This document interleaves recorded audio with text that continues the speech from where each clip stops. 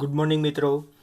આપણે lecture 17A ની અંદર 1 થી 13 પ્રશ્નો જે સ્વાધ્યાયના હતા એનું સોલ્યુશન કર્યું હતું. આજે જે જોવાનો છે ક્વેશ્ચન નંબર 14 છે. એની અંદર શું વાત આવે છે જોઈએ. કોપર સલ્ફેટના જલીય દ્રાવણમાં વધુ પ્રમાણમાં કેસીએન ઉમેરવામાં આવે ત્યારે બનતી સંકીર્ણ સ્પીસીઝ કઈ હશે? આ એક પહેલો પ્રશ્ન છે. ત્યાર પછી જે બીજો પ્રશ્ન જે છે એ જ્યારે એ જે સ્પીસીઝ જે છે અંદર H2Sનું દ્રાવણ કાં તો H2S આ દ્રાવણમાંથી પસાર કરવામાં આવે, કયા દ્રાવણમાંથી? સવર્ગ જે સ્પીસીઝ આપણને હમણાં જે મળી એમાં, ત્યારે કોપર સલ્ફાઇડના અવક્ષેપ શા માટે નથી? આપણે પહેલાં જવાબ જોઈએ કઈ રીતનું બંધારણ પહેલાં તો બને છે. તો અહીંયા ક્વેશ્ચનની અંદર જે કીધું છે કેસીએનની પ્રક્રિયા કોની સાથે? કોપર સલ્ફેટ સાથે કરવાની છે. તો અહીંયા તત્વયુક્ત ગુણાંક આપણે મૂકેલો છે કયો? 4. એટલે 4 મોલ કેસીએન જે છે એની પ્રક્રિયા CuSO4 સાથે થાય એટલે જે નીપજ મળે છે એ કઈ હશે? K2CuCN4 પોટેશિયમ ટેટ્રાસાઇનોફેરેટ અને K2SO4 વધારાનું બાકી નીકળે છે. એટલે આપણી આ પહેલા પ્રશ્નની નીપજ તો મળી ગઈ. શું? K2CuCN4 એ સંકીર્ણ સ્પીસીઝ મળી. બીજો જે પ્રશ્ન હતો એ શું કીધું કે ભાઈ H2S સાથેની પ્રક્રિયા થાય. કોની સાથેની? H2S સાથેની જો પ્રક્રિયા થાય તો અવક્ષેપ મળતા નથી. શા માટે? તો શા માટે જે ક્વેશ્ચન છે ને એનો એક જવાબ છે કે ભાઈ આ જે સંકીર્ણ બને છે એમાં લિગેન્ડ તરીકે આપણે યુઝ કરીએ છીએ સાયનાઇડ માઇનસ, જે કેવો છે? પ્રબળ લિગેન્ડ છે. જેનાથી સંકીર્ણ બને છે એ કેવું બને છે? સ્થાયી બને છે. અને ઉપરાંત વધારાનું ઉમેરીએ જે પ્રેક્ટિકલી છે પણ તોય છતાંય આપણે જો ઉમેરીએ તો એનો સ્થિરતાનો અચળાંક છે ને એની વેલ્યુ જે છે એ બહુ મોટી છે. કેટલી છે? 2 × 10⁻⁴. આ સ્થિરતા અચળાંક પ્રેક્ટિકલી મળે છે એટલે બહુ કાંઈ ખાસ વિચારતા નહીં, પણ આપણને આટલી વસ્તુની ખબર હોવી જોઈએ. સાયનાઇડ પ્રબળ લિગેન્ડ છે, બંધની સ્થાયીતા વધારે હોવાના લીધે એ સ્થાયી સંકીર્ણ બને છે. બરાબર? આ પ્રશ્નનો જવાબ અહીંયા સુધીનો જ રહેશે. ત્યાર પછી આગળ વધીએ. 15.1 જે ક્વેશ્ચન છે ને એ આપણે VBTની અંદર ઘણા બધા એક્ઝામ્પલ જોયા ને એ તમને આવડે જ છે. આ તો છતાં પણ ઉદાહરણ જોઈ લઈએ. બરાબર?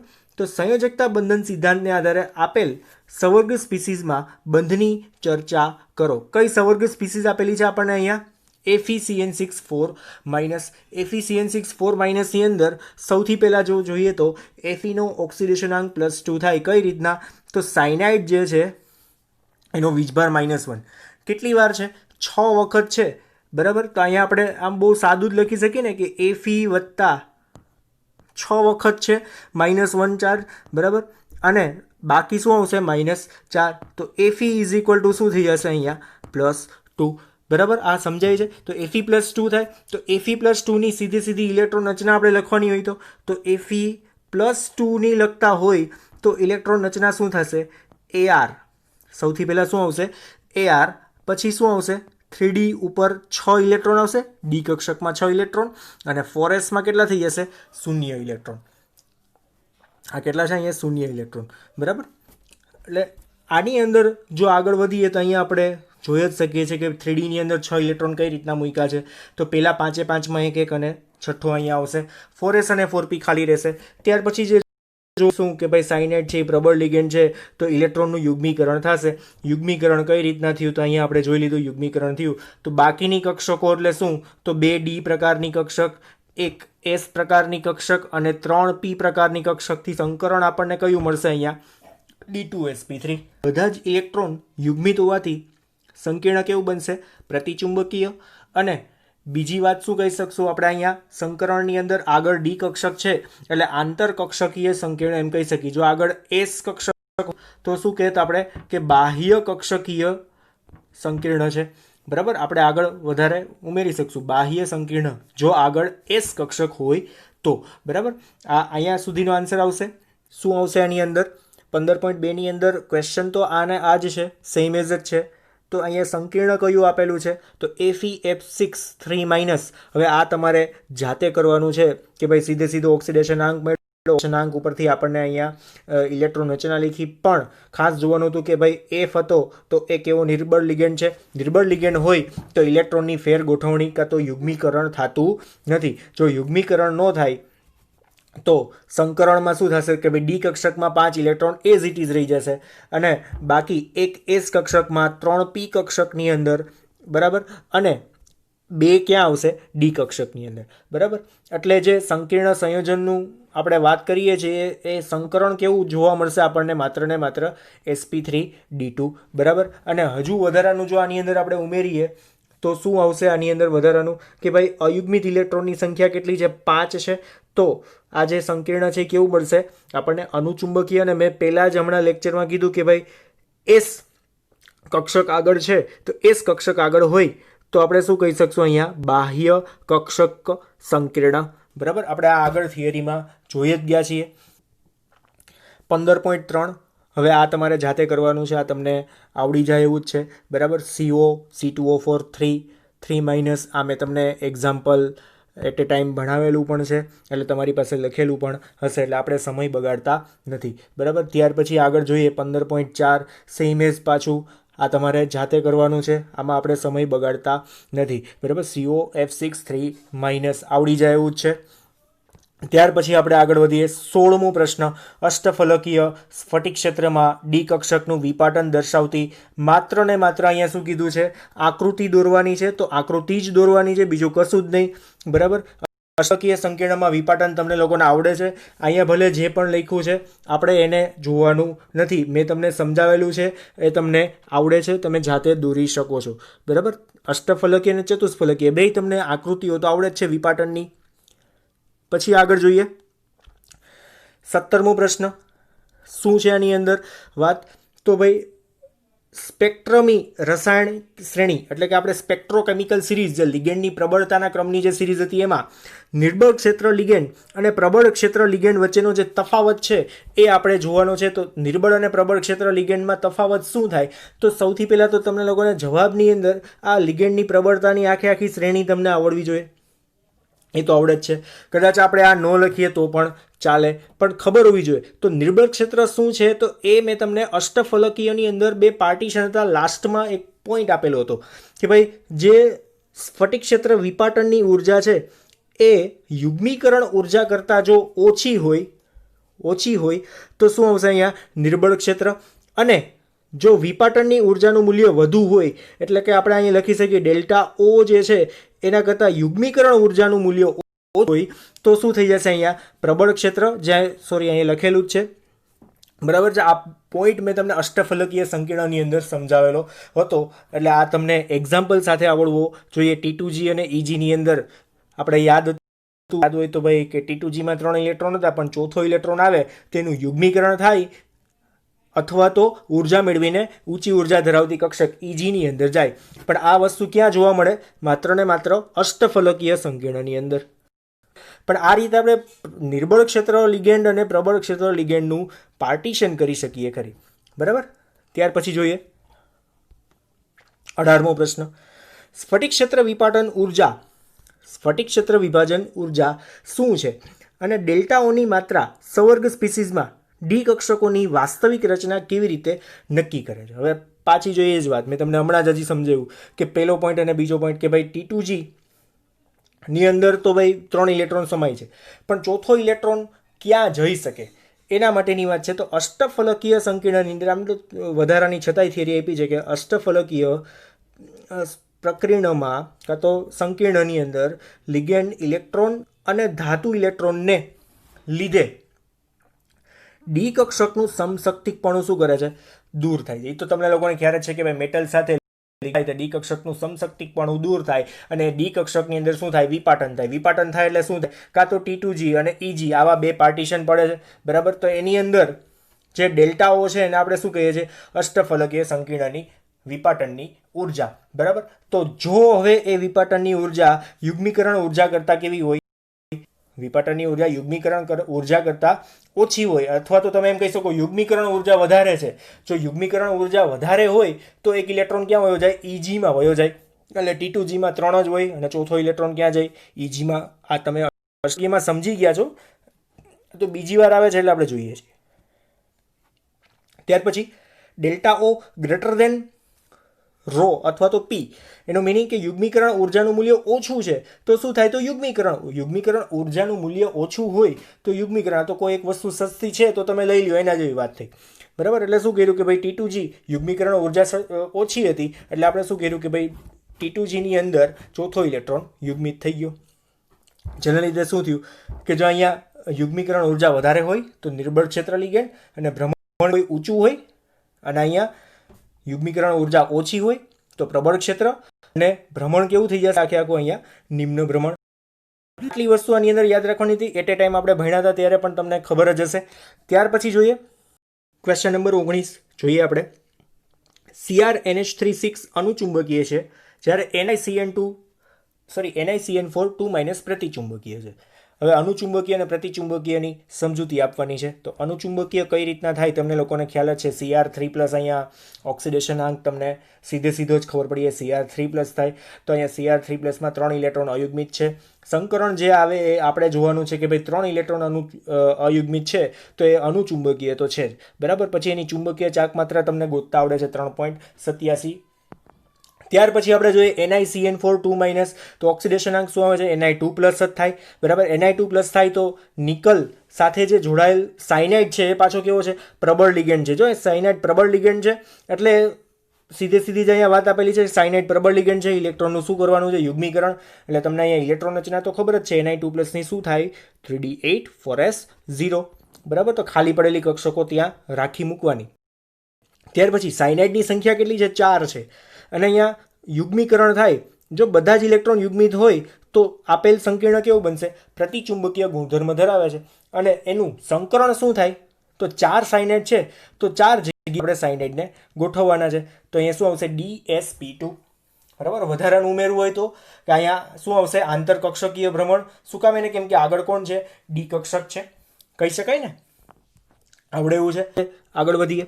શું આવશે પ્રશ્ન? 20મો પ્રશ્ન. NiH2O6 2+ નું દ્રાવણ લીલા રંગનું છે પરંતુ NiCN4 2- નું દ્રાવણ કેવું છે? રંગવિહીન છે. શું કામ એને? આનું કારણ શું હોઈ શકે? તો આપણે એક જોવાનું છે કે રંગવિહીન અને રંગીન દ્રાવણની અંદર ડિફરન્સ શું છે. તો એક ઇલેક્ટ્રોન જો અયુગ્મિત હોય તો એનું ઊંચી ઉર્જા ધરાવતી કક્ષકની અંદર રૂપાંતરણ થાય એટલે T2G માંથી EG ની અંદર જાય તો તમને એ શું કરે કે મેળવેલી ઉર્જા જ્યારે પાછી ગુમાવે ત્યારે તમને કંઈક રંગ જોવા મળે, કેમ કે વિકિરણ સ્વરૂપે દૂર થાય છે ઉર્જા. બરાબર, જેની કંઈક તરંગ લંબાઈ હોય છે. એટલે અહીંયા જે વાત છે કે ભાઈ આપેલ સંકીર્ણ જે અહીંયા આપેલું છે, એટલે અહીંયા જે NiH2O6 2+ નું દ્રાવણ એ લીલા રંગનું છે. NiCN4 2- નું દ્રાવણ કેવા રંગનું છે? રંગવિહીન છે. કઈ રીતના હશે? તો અહીંયા શું વાત આવશે કે ભાઈ NiH2O6 સંકીર્ણની અંદર આ નિર્બળ ક્ષેત્ર લિગેન્ડ છે એટલે ઇલેક્ટ્રોનનું યુગ્મીકરણ કરતા નથી તો આપણને અયુગ્મિત ઇલેક્ટ્રોન મળે. અયુગ્મિત ઇલેક્ટ્રોન મળે તો ડીડી સંક્રાંતિ જોવા મળે, એટલે કે ઇલેક્ટ્રોન છે નીચી ઉર્જામાંથી ઊંચી ઉર્જામાં જાય. આવું જો ટ્રાન્સફોર્મેશન થાય તો આપણને રંગ જોવા મળે, એટલે કે લીલો રંગ જોવા મળે છે. પણ એની સાપેક્ષમાં પ્રશ્ન ક્યાં ઊભો થાય છે કે NiCN4 2- સંકીર્ણમાં સાયનાઇડ પ્રબળ લિગેન્ડ છે તો 2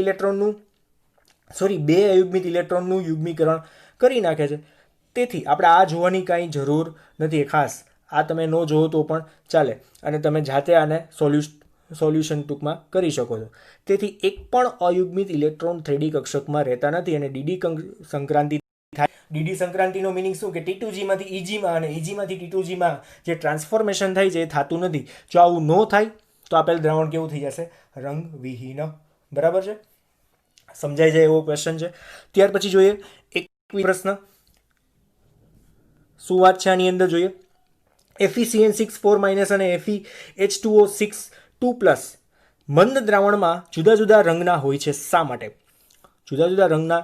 શું કામ એને હોવા જોઈએ? એનું કારણ શું હોય કે ભાઈ અયુગ્મિત ઇલેક્ટ્રોનની જે સંખ્યા છે, હવે રંગના તો છે એ તો ખબર પડી ગઈ. આપણે જોવાનું શું આવશે અહીંયા કે ભાઈ જુદા જુદા રંગના હોવાનું કારણ શું?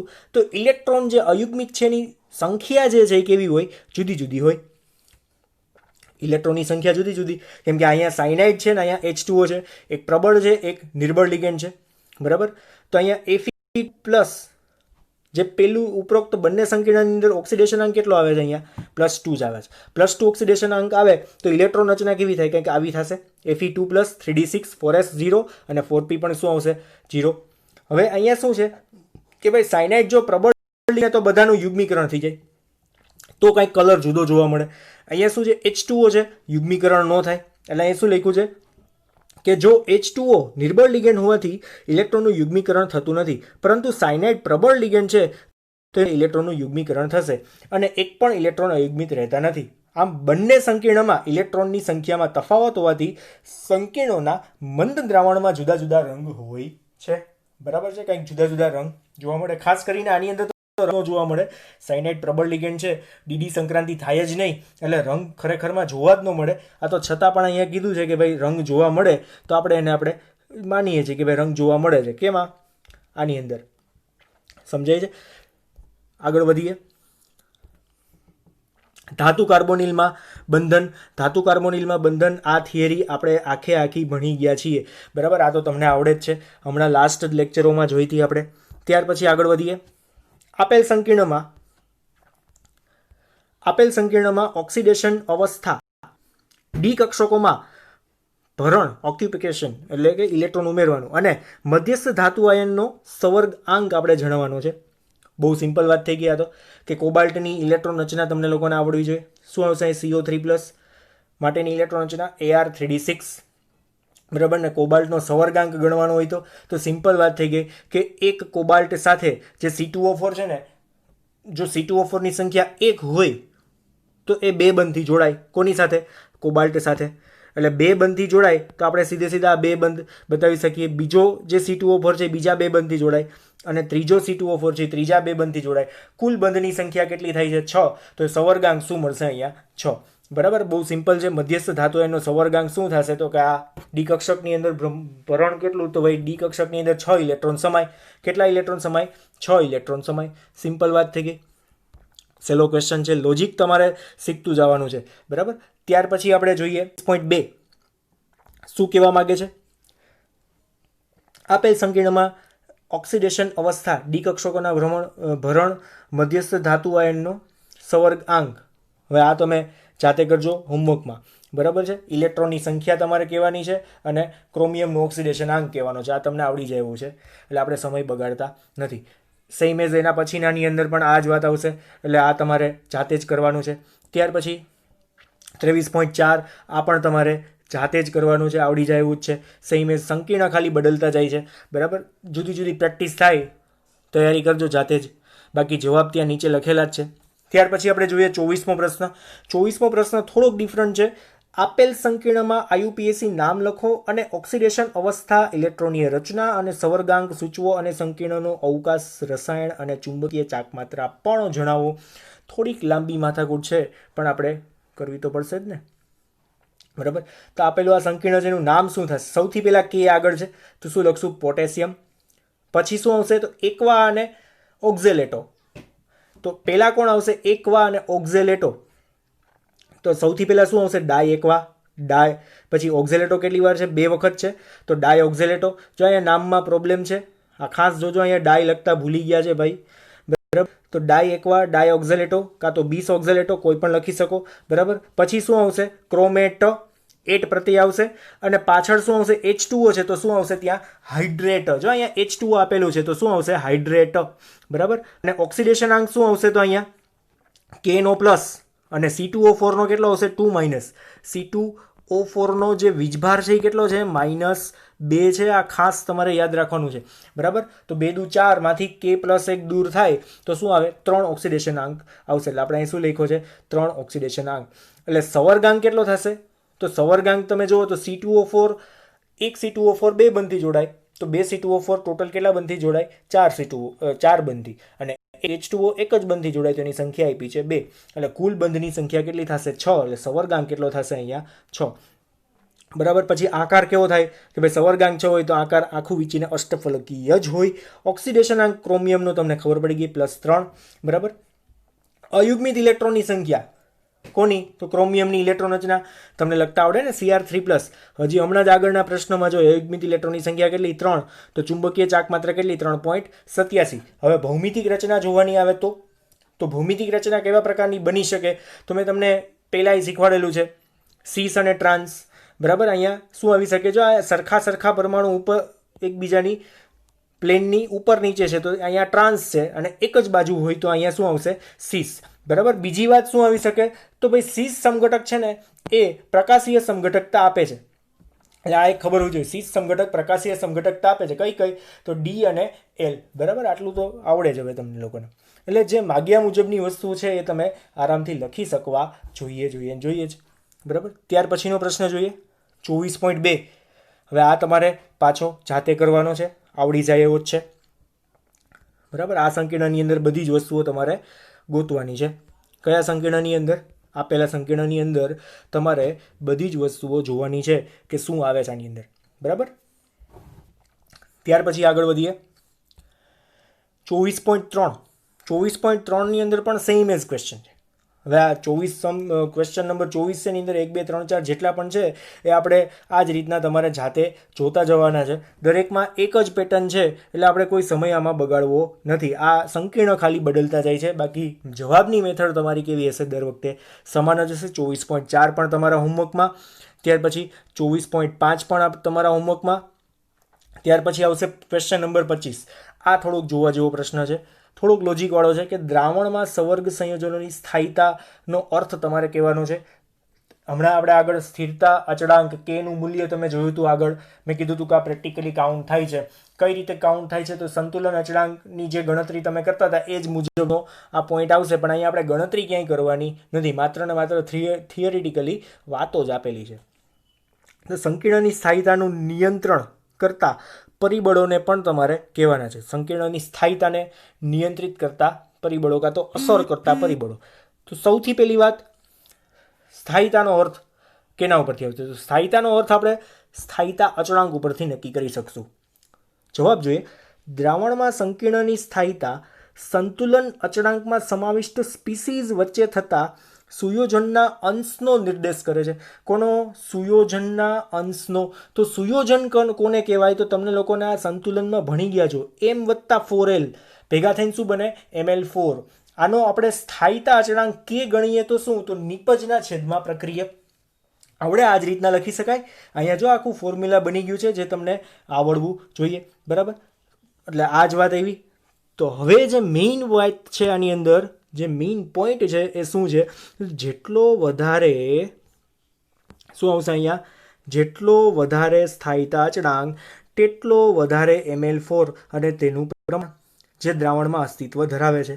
એટલે કે જે Ml4 જે બની ગયું એની સ્થાયીતા વધારે. એટલે સ્થાયીતા અચળાંકની વેલ્યુ જેમ વધે તો આ ઇક્વલ ટુમાં હોય, તેનો મિનિંગ શું થાય? કે Ml4ની જેમ સ્થાયીતા હોય એટલી જ કેનું મૂલ્ય કેવું હોય? વધારે હોય. સિમ્પલ વાત છે, બીજું કાંઈ જ નથી. મૂલ્ય આપેલું હોય તો જ તમે આ કમ્પેરિઝન કરી શકો, બાકી આપણે દાખલા ક્યાંય ગણવાના નથી, બરાબર. એટલે સ્થાયીતા અચળાંક વધારે તો Ml4ની સ્થાયીતા વધારે હોય, બીજું કાંઈ જ ન હોય. કેનું મૂલ્ય તો જ વધારે મળે ને, બરાબર.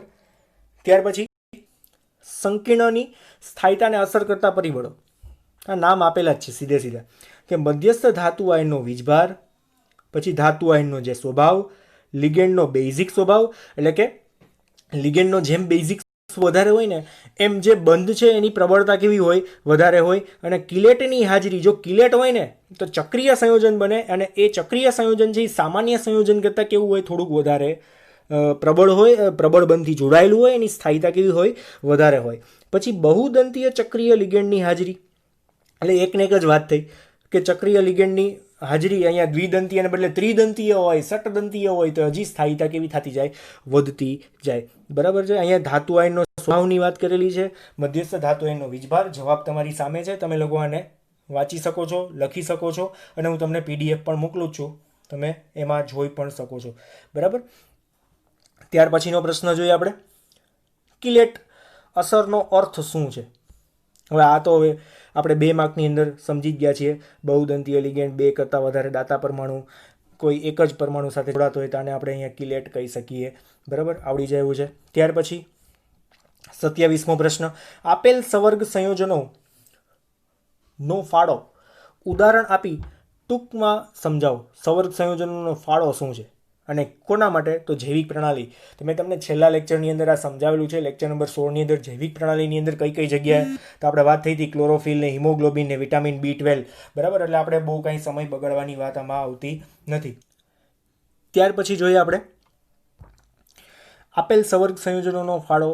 ઉદાહરણ આપી ટૂંકમાં સમજાવવાનો છે. તો ટૂંકમાં સમજાવવા માટે શું સમજાવવાનું છે? તો ઔષધીય રસાયણશાસ્ત્રની અંદર ક્યાં ક્યાં ઉપયોગ થાય જે મેં ઉપયોગિતાની અંદર કીધો હતો આ તમારે આની અંદર લખવાનો છે, બરાબર. આપણે વધારે કોઈ ચર્ચા કરતા નથી.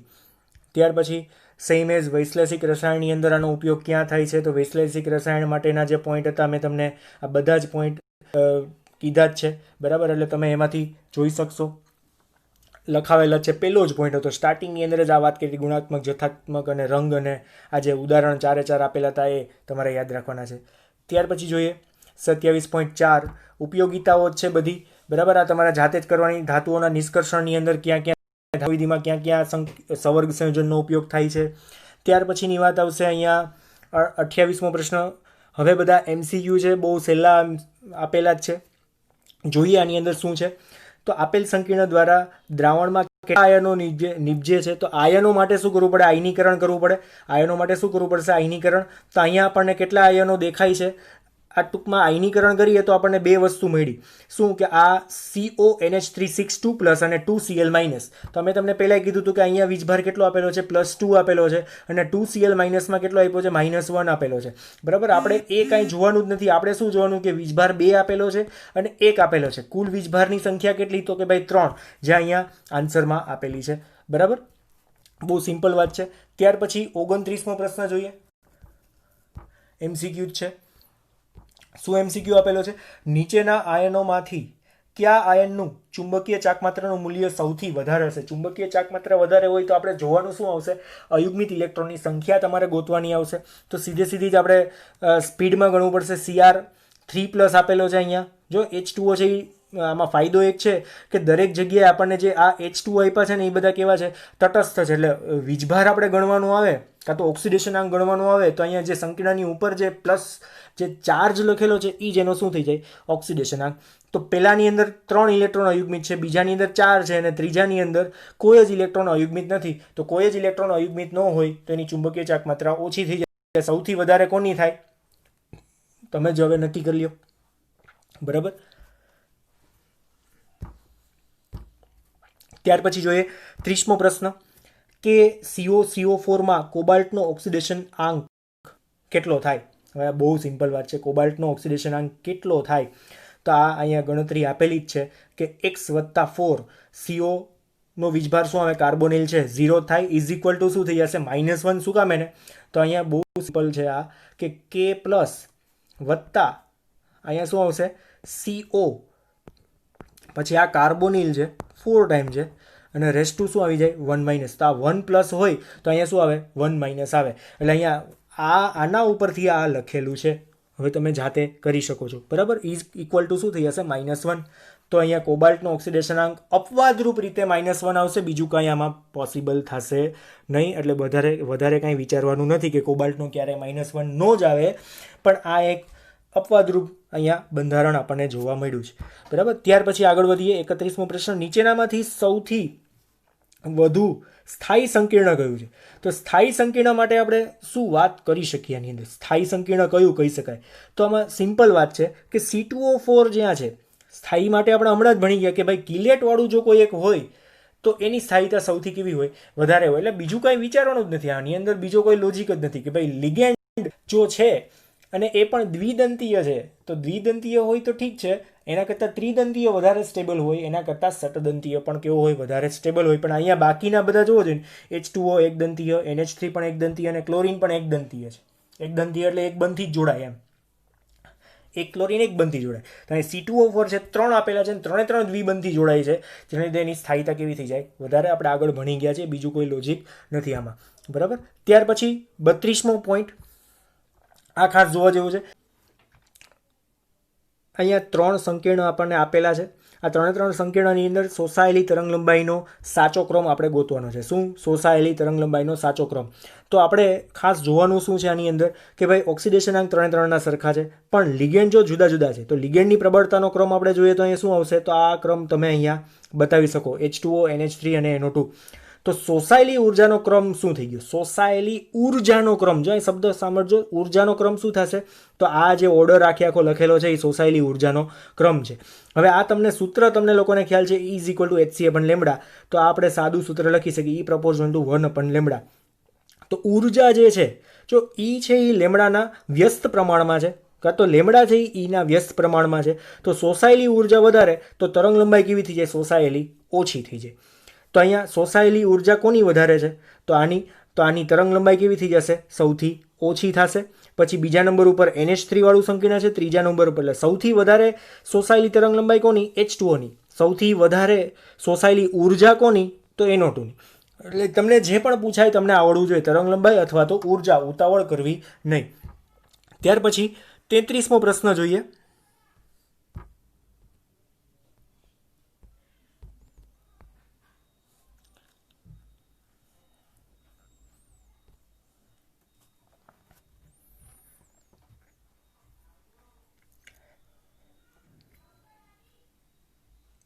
બરાબર, અહીંયા સુધી ખબર પડી ગઈ એક્ઝેક્ટલી. તો આપણે આજે અહીંયા સુધી રાખીએ. આપણું સ્વાધ્યાય કમ્પ્લીટ થઈ ગયું છે. હવે આખું ચેપ્ટર 9 આપણે અહીંયા કોઈ જ ક્વેશ્ચન બાકી રહેતા નથી. હવે જો કાંઈ ડાઉટ હોય તો તમે મને વોટ્સઅપની અંદર મેસેજ કરીને ડાઉટ સોલ્યુશન કરી શકો છો. બરાબર, આજે અહીંયા સુધી રાખીએ. Thank you. હવે મળશું નવા ચેપ્ટર સાથે.